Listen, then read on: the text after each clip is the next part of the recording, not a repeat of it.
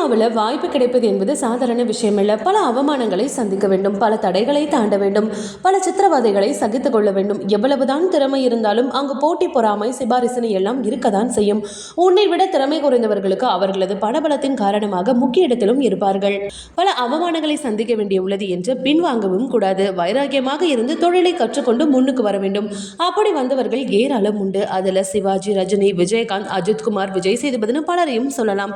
சிவாஜியை குரங்கு மூச்சு மாதிரி இருக்கு, இவரை ஏன் பராசக்தி கதாநாயகனா போடுறீங்கன்னு எள்ளி நகையாடியவர்களும் உள்ளன. கருப்பாக இருந்த காரணத்தினால் பல திறமையான கலைஞர்கள் சினிமாவுக்குள் நுழைய முடியாமலும் பலர் கஷ்டப்பட்டார்களாம். அதுல தப்பிச்சது ரஜினி, விஜயகாந்த், முரளி என ஒரு சிலர் தான்.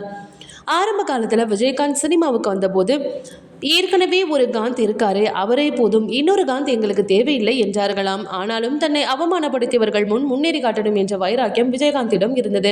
அதனால்தான் அவர் மிகப்பெரிய இடத்துக்கு வந்தார். இந்த அசிங்கம் தேவையான நினைச்ச வாழ்க்கையில முன்னேற முடியாது என்பதையே இது காட்டுகிறது.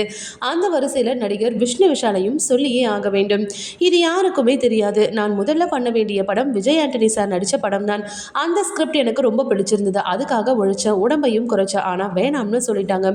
டிஷும் படத்துக்கும் பேசினேன், சரின்னு சொன்னாங்க. அப்புறம் வேணான்னு சொல்லிட்டாங்க. வாய்ப்பு தேடும் போது மூஞ்சி சரியில்லைன்னு சொல்லிட்டாங்க. இந்த மாதிரி 9 படங்கள் மிஸ் ஆகியிருக்கு என்கிறார் நடிகர் விஷ்ணு விஷால். இவர் சிறந்த கிரிக்கெட் வீரர், வெண்ணிலா கபடி குழு, முண்டாசுப்பட்டி, இன்று நேற்று நாளை, வேலனா வந்துட்டா, வெள்ளக்காரன் ஆகிய சூப்பர் ஹிட் படங்களையும் நடிச்சிருக்கார். ஓகே வியூவர்ஸ், இது போல சினிமா செய்திகளை நீங்கள் பார்க்க மறக்காம சினி டைம்ஸ் சேனலை சப்ஸ்கிரைப் பண்ணுங்க.